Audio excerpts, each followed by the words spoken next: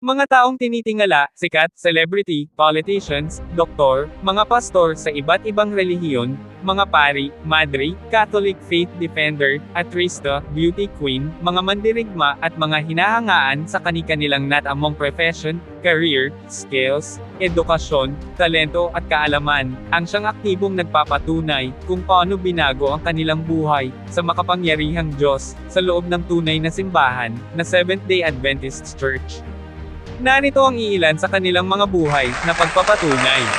Grupo ng tao na mahaba ang buhay. Ito, Seventh-day Adventist.